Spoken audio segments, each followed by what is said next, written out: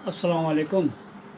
SM Rashid की अदबी दुनिया में हम आपका इस्तकबाल करते हैं और पेश करते हैं एक ऐसी शख्सियत को जिसे आप सब अच्छी तरीके से जानते हैं। फिल्मी दुनिया में वैसे तो हीरो, हीरोइन और विलन का भी एक अहम मुकाम हुआ करता था, और अब विलन जो है वो हीरो ही अपने इस काम को अंजाम देने लगे हैं, तो उनकी जो है आजकल कमी महसूस होने लगी है। अपने ज़माने में मशहूर बहुत सारे विलनों ने अपने अपने फ़न से अजीब व गरीब मुजाहरे किए हैं। उनमें कुछ नाम जो आपको बहुत ही ज़्यादा अजीज़ होंगे: जयंत, अल्हास, जीवन, प्राण, आपके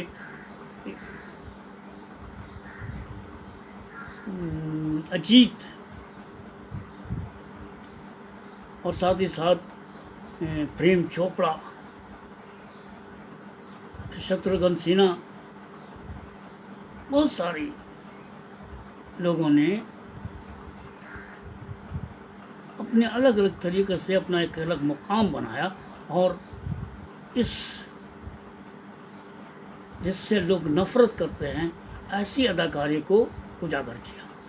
गुलशन ग्रोवर वगैरह बहुत सारे लोगों ने, लेकिन अब इसका चलन ख़त्म हो गया। अब हीरो ही से ये काम ले लिया जाता है, उसी में से कोई हीरो विलन बन जाता है, कोई कुछ बन जाता है, और इस तरह से चल रहा है। लेकिन आज जिससे मैं आपकी मुलाकात करा रहा हूँ वो है फिल्म इंडस्ट्री, हिंदी फिल्मों के सबसे अजीम शान विलन, जिसे सब लोग प्राण के नाम से जानते हैं। जी हाँ, प्राण साहब की खूबी ये थी कि वो मुख्तलिफ़ किस्म के मेकअप करते थे, ड्रेसेस करते थे, और फिर हर फिल्मों में उनका एक अलग रूप होता था, एक अलग तरीक़ा होता था काम करने का, और किसी सूरत से वो जो है अपने तमाम विलेनिश लुक के बावजूद लोगों को बहुत पसंद आते थे, और उनका नाम भी पर्दे पे बहुत अहमियत से दिया जाता था। तो ऐसे ही शख्सियत से मैं आपकी मुलाकात करा रहा हूँ। बात जब बुलंद आवाज़ और ख़ास अंदाज की चले तो अपने विशेष तेवर और एक ख़ास अंदाज की वजह से प्राण का नाम सबसे अच्छे तरीके से उभर कर सामने आता है। आपका दिल्ली में जन्म हुआ।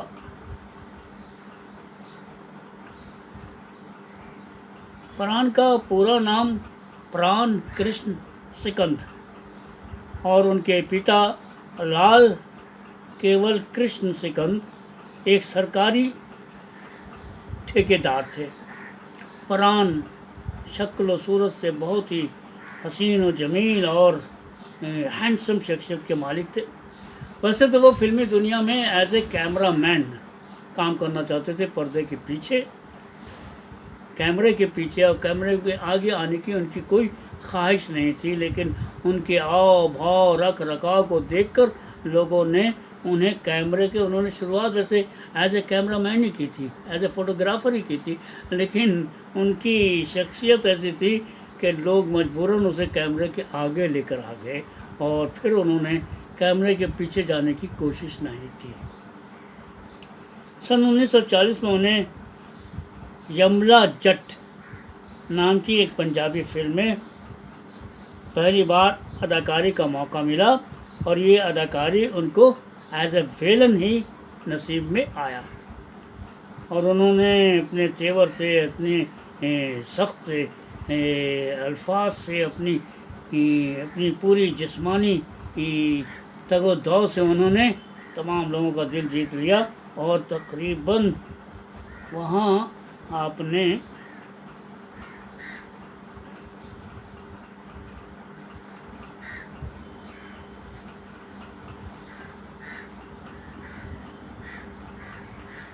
बाईस फिल्मों में लाहौर में आपने काम किया, और जब फिर मुल्क का बंटवारा हुआ तो आप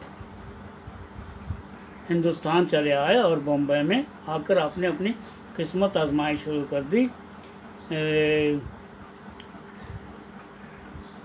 वैसे तो आपकी पहली हिंदी फिल्म का नाम था खानदान।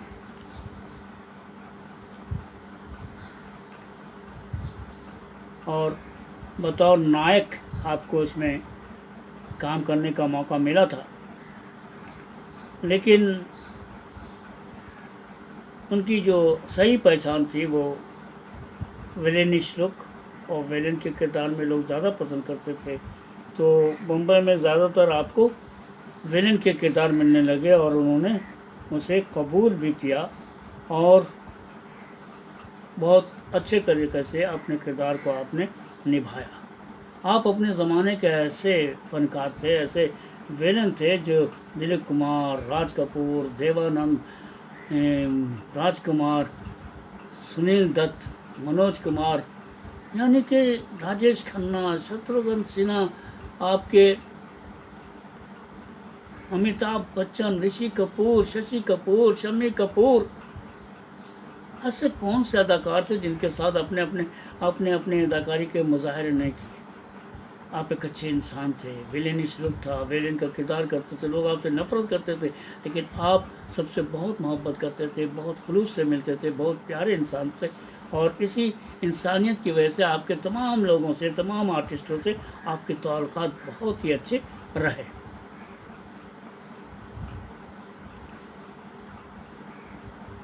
उन्होंने तकरीबन 400 फिल्मों में काम किया।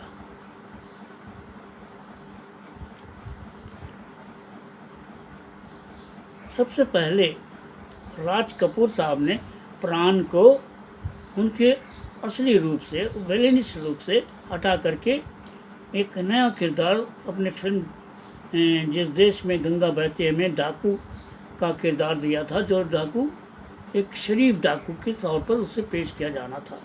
और वो आपको ये करता है सब कुछ लेकर के, लेकिन लोगों का प्यार, लोगों की सहानुभूति उस फिल्म में उन्हें नहीं मिली। ये फिल्म 1960 में बनाई गई थी, लेकिन मनोज कुमार ने जब फिल्म 1968 में उपकार बनाई, तब उन्होंने प्राण साहब का चयन किया, जो उनका किरदार खलनायक के तौर पर आसमान की बुलंदी को छूता था। उस किरदार से हटकर मंगल चाचा के किरदार को प्राण के ज़रिया पेश किया गया। प्राण ने इतनी शानदार अदाकारी की, इतनी मोहब्बत से उसमें काम किया कि उसने अपनी वो तमाम विलेन के जो आव भाव थे, जो विलेन के लिए उनके साथ जो नफ़रत का लोगों के अंदर नफ़रत भरी हुई थी, वो प्यार में उमड़ पड़ी। और प्राण साहब एक अजीम अदाकार, एक अजीम कैरेक्टर आर्टिस्ट के तौर पर माने गए, पहचाने गए।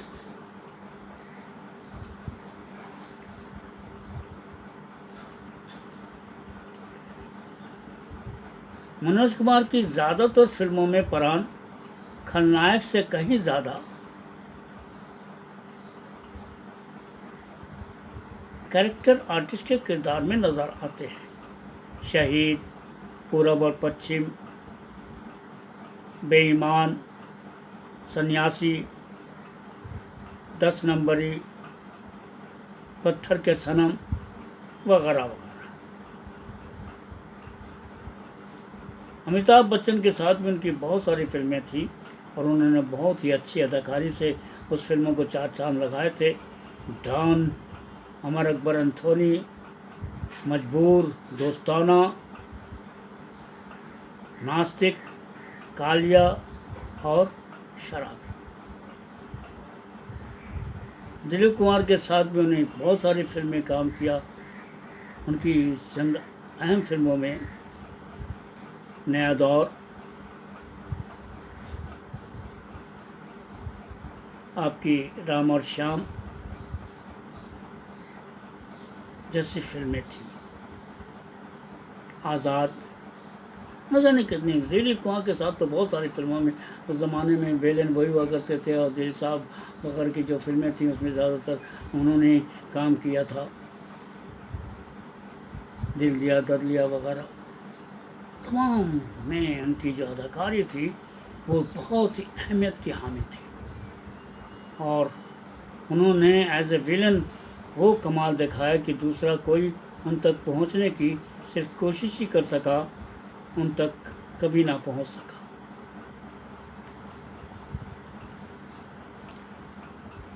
उनकी खूबी यह थी कि बहुत ही ईमानदार शख्स के मालिक थे।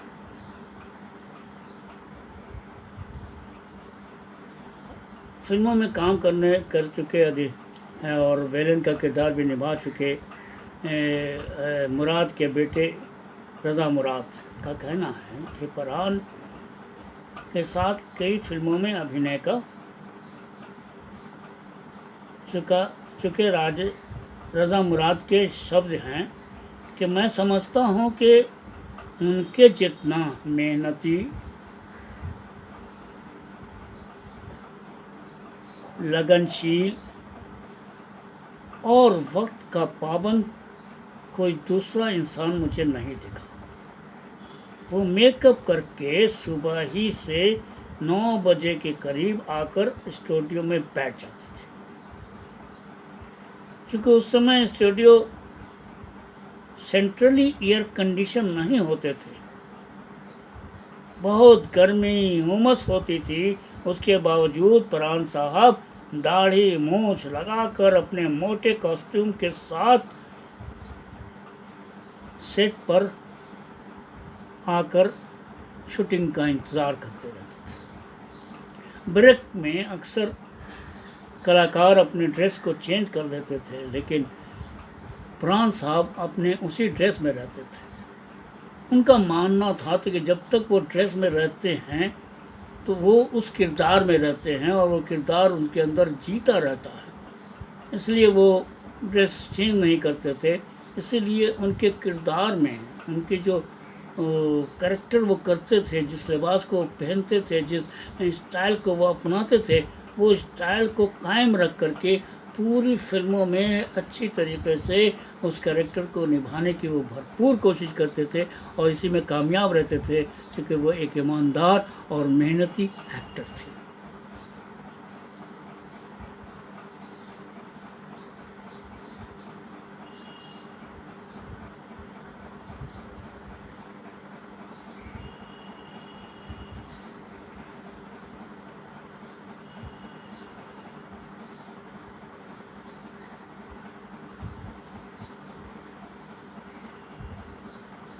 कई बार तो वो अपने किरदार के ज़रिया, अपनी एक्टिंग के ज़रिया अपने वक्त के अजीम फ़नकारों को से ऊपर दिखाई दिए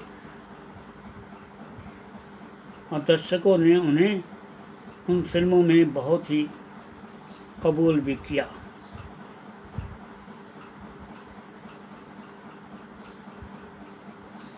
हिंदी फिल्मों में अहम भूमिका निभाने, अपना वक्त देने, योगदान देने के लिए उन्हें 2001 में भारत सरकार के ज़रिया पद्म भूषण से नवाजा गया। साथ ही साल 1997 में उन्हें फिल्म फेयर के लिए लाइफ टाइम अचीवमेंट अवार्ड से भी उन्हें नवाजा गया और अपने एक लंबे फिल्मी कैरियर और शानदार सफलता को देखते हुए साल 2012 का दादा फाल्के साहब वाला बहुत ही अहम अवार्ड भी उन्हें पेश किया गया। आखिरकार हर शख्स का खात्मा है, हर शख्स को मरना है। तो हमारे और आपके चहीते अदाकार जो फिल्मों में